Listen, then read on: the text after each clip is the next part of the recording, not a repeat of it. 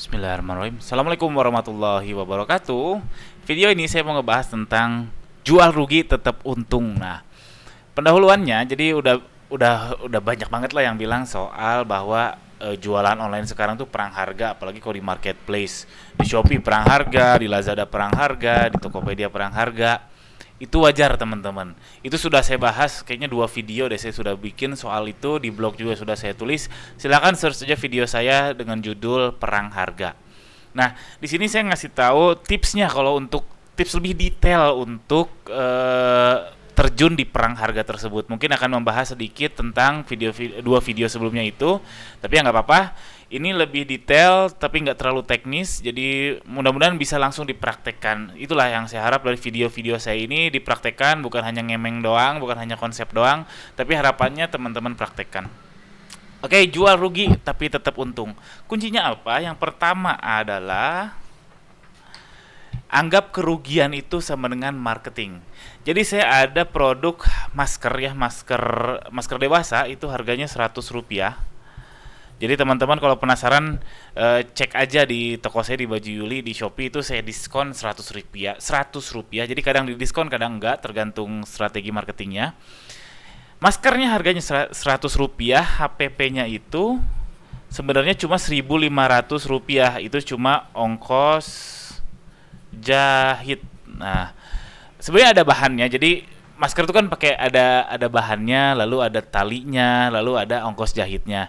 Nah, untuk bahannya itu alhamdulillah itu bukan sengaja bikin, alias itu dari limbah produksi barang-barang saya yang lain. Jadi sebenarnya HPP-nya si masker ini lebih dari Rp1.500. Cuman karena bahan bakunya itu bahan limbah, jadi saya anggap nol. Nah, lalu tambahlah katakanlah dengan packing itu si produk tersebut jadi tambah 1.000 sehingga Rp2.500. Jadi kalau saya jual si masker tersebut seharga Rp100, artinya saya rugi Rp2.400.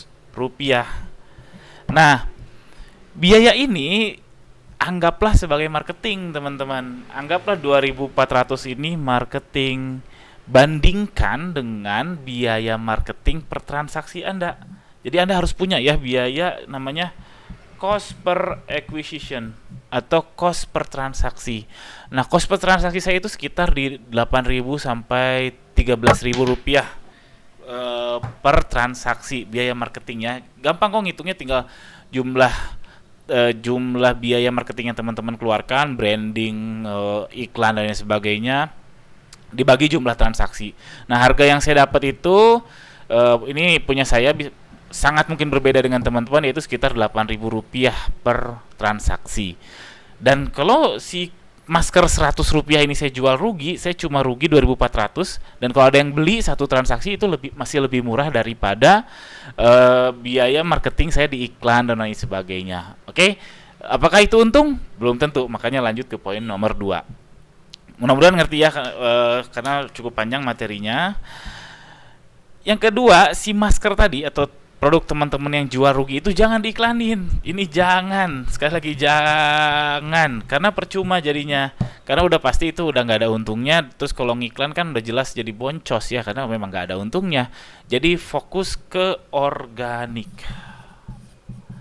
Nah, percaya sama saya, apalagi di marketplace, kalau teman-teman jual harga yang super murah, itu akan muncul di tab termurah. Nah, di tab termurah itu organik ya, artinya orang akan kemungkinan ngelihatnya lebih besar ketimbang produk dengan harga normal. Nah, kalau yang tadi saya jual masker dengan harga Rp100 kan itu super duper murah ya. Dan organiknya pelan-pelan naik, pelan-pelan orang tahu, pelan-pelan Shopee suka, pelan-pelan algoritma Shopee suka sama si produk saya tersebut. Nah, alhasil ya banyak yang beli si masker tersebut. Cuman persoalannya akan dibahas selanjutnya. Oke, jadi kalau mau jual rugi jangan beriklan untuk produk tersebut. Manfaatkan organik. Lalu yang ketiga, jadi ini nyambung ya. 2 poin tadi masih belum membuat teman-teman kebayang untungnya dari mana sih si jualan rugi ini. Yang ketiga adalah kunci biar untung, yaitu audiensnya harus sama. Kenapa audiensnya harus sama? Biar kita bisa cross selling.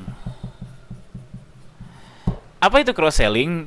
Jadi sini eh teori yang udah lama banget sebenarnya, mungkin teman-teman pernah dengar katanya kalau toko Batak gitu ya, toko Batak jualan rokok itu harganya itu harga murah murah sekali, alias mungkin harga HPP ya, karena harapannya orang pada datang dan harapannya belanja juga kerupuk, belanja juga kopi, belanja juga garam, belanja juga minuman dan lain sebagainya. Itu namanya cross selling. Jadi belanja bukan hanya belanja satu produk, tapi produk yang lainnya bisa komplementer, artinya saling melengkapi. Kayak misalkan belanja kopi sama rokok gitu, mungkin itu komplementer, mungkin ya, saya nggak tahu. Lalu kalau misalkan belanja garam sama bawang itu kan komplementer dan lain sebagainya. Itu adalah teori cross selling. Teman-teman bisa googling biar lebih jelas apa itu cross selling. Nah, kunci cross selling itu audiensnya harus sama. Jadi kalau teman-teman ngobrol barang misalkan sendal jepit ya, sendal jepit, teman-teman jual rugi deh, rugi Rp2.000 deh, nggak apa-apa, dijual rugi sendal jepitnya, tapi produk-produk yang lainnya adalah produk otomotif. Nah, itu agak nggak nyambung. Karena kalau sendal jepit mungkin yang beli adalah bapak-bapak ya, karena butuh untuk ke masjid atau untuk sehari-hari. Tapi nggak semua bapak-bapak punya mobil, nggak semua bapak-bapak punya motor dan lain sebagainya. Nah, makanya kuncinya audiensnya sama. Kalau contoh kasus saya tadi yang saya jual masker Rp100 itu adalah masker hijab, masker jilbab yang head loop. Nah, masker tersebut itu cocoknya untuk wanita berjilbab. Sedangkan produk utama saya adalah gamis anak yang audiensnya adalah wanita atau ibu-ibu muslim. Nah, wanita berjilbab dan ibu-ibu muslim ini adalah beririsan, teman-teman. Jadi harapannya orang yang belanja masker tadi ketemu masker ini murah banget, dia belanja juga produk saya yaitu gamis anak karena audiensnya sama. Mudah-mudahan nangkep sampai sini karena ini kunci banget, audiensnya harus sama. Kalau audiensnya beda itu kemungkinannya kecil sekali untuk sukses teknik ini. Oke, audiens sama biar bisa cross selling. Lalu yang keempat, biar nggak rugi, yaitu repeat order. Nah, ini saya rasa jarang sekali seller yang ngecek ini ya, karena memang susah sebetulnya, ngeceknya susah. Jadi repeat ordernya itu berapa sih teman-teman? Kalau saya tingkat repeat order saya itu dalam 2 bulan itu ya, jadi itu sekitar 15%. Itu udah saya hitung dan alhamdulillah ini stabil. Jadi artinya kalau ada seseorang belanja hari ini, 2 bulan kemudian dia kemungkinan 15% belanja. Ya, itu bisa kurang dari 2 bulan, bisa minggu depan, sebulan ke depan dan lain sebagainya. Itu penting hitung repeat order karena tingkat repeat order tuh beda-beda tiap produk. Kalau saya jualan baju muslim anak itu 15%. Kalau yang jualan sembako mungkin 50%, 60% nggak tahu. Yang toko Batak tadi yang saya bilang yang jual rokok sangat murah, itu mungkin tingkat repeat ordernya 100%, saya nggak tahu. Nah, teman-teman harus ngitung tingkat repeat ordernya karena penting. Kalau ternyata tingkat repeat order teman-teman itu kecil, contohnya produk seperti apa ya, katakanlah rumah gitu kan, orang nggak belanja rumah dalam kecuali yang kaya banget itu nggak dalam setahun 2 kali atau sebulan sekali kan, enggak, itu tingkat repeat ordernya mungkin kecil. Nah, sehingga setelah dihitung-hitung biaya tadi merugi jual satu produk itu nggak akan nutup karena tingkat repeat ordernya kecil. Nah, itu perlu dihitung, beda-beda. Yang jelas saya ngasih benchmark, kalau saya jualan baju muslim anak itu di 15%. Itu tingkat repeat ordernya dalam 2 bulan ke depan. Nah, caranya gimana?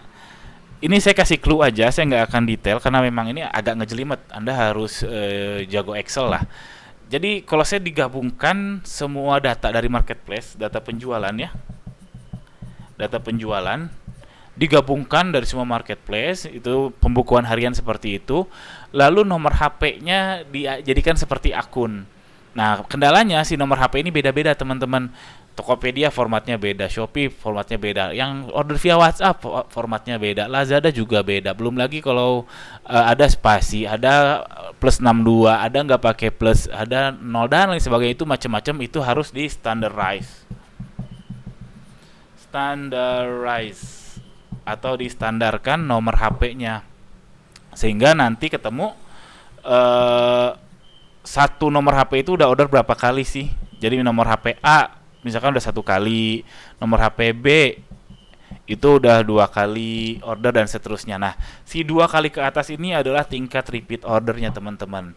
Jadi yang sudah order 2 kali ke atas dibagi dengan seluruh total orderan itu adalah tingkat repeat order. Ini penting sekali untuk teman-teman tahu karena salah satu kunci sukses brand itu, kunci sukses jualan online itu adalah repeat order. Itu setahu saya sudah bahas di video yang lain. Oke, jadi ini repeat order menentukan teman-teman sukses atau tidak dijual rugi. Teknik jual rugi yang saya jabarkan ini. Jujur aja kalau yang contoh kasus saya yang masker tadi kalau misalkan di total tanpa ngitung repeat order saya masih rugi. Tapi kalau setelah dihitung repeat order, jadi orang yang belanja itu dihitung 15%-nya repeat order, alhamdulillah saya hitung-hitungan di atas kertas, alhamdulillah untung, dan ya alhamdulillah masih berjalan sampai sekarang, berarti kan tidak merugi alias untung. Ini repeat order. Alhamdulillah. Yang kelima, evaluasi. Nah, ini penting juga. Nah, pasti timbul pertanyaan kalau teman-teman ngikutin dengan seksama, orang yang belanja produk super murah tadi, terus PSM ya kita sebut, itu faktanya memang nggak banyak yang nggak semuanya cross selling. Pasti ada yang belanja barang tersebut doang, barang itu aja. Itu ada kebuktian di saya, yang saya jual masker 100 rupiah, ada yang check out 100 rupiah, betul lah 100 rupiah plus ongkir, ya oke lah, ya nggak masalah. Saya juga toh saya dapat nomor HP, toh saya dapat database, sehingga si orang tersebut masih mungkin order lagi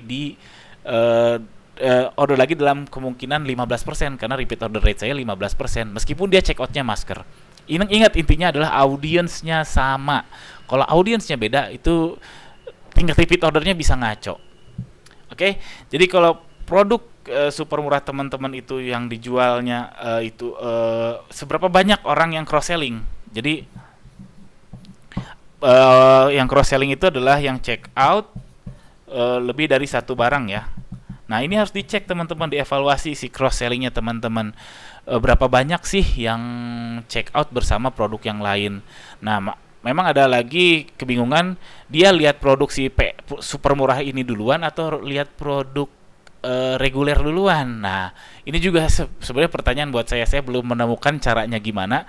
Tapi ya nggak apa-apa, selama kalau misalkan teman-teman dikumpulin nih semua orderan yang mengandung si produk super murah ini, totalin aja semua omsetnya berapa, dikurangi sama HPP, apakah untung atau enggak. Kalau untung ya lanjutkan, kalau enggak ya rugi, artinya cross sellingnya nggak berhasil. Nah, alhamdulillah saya isi masker tadi, kalau orderan itu aja, jadi kalau ditotalkan itu masih merugi lah sekitar 10%-an, tapi saya mendapat peluang si orang tersebut order lagi di waktu-waktu berikutnya, peluangnya 15%. Itu nyambungnya nanti ke namanya lifetime value. Lifetime value itu satu customer itu yang loyal itu berapa, menghasilkan revenue berapa. Itu panjang lagi. Oke, itu teman-teman boleh ulik aja, bisa googling namanya lifetime value. Oke, itu aja. Alhamdulillah sudah 13 menit, mudah-mudahan ngerti karena ini saya rasa cukup berat ya. Kalau terbantu alhamdulillah, kalau tidak mengerti ditonton ulang. Kalau merasa suka tolong subscribe channel saya ini. Jika di saya berhasil, belum tentu di Anda berhasil. Kalau berhasil alhamdulillah, kalau enggak ya nggak apa, saya mohon maaf. Sekian saja. Oh ya, pertanyaan silahkan tuliskan di kolom komentar. Mau seputar ini atau seputar hal lain juga boleh. Insya Allah saya jawab. Insya Allah saya buatkan videonya kalau saya mampu. Oke, sekian aja. Assalamualaikum warahmatullahi wabarakatuh. Selamat praktek.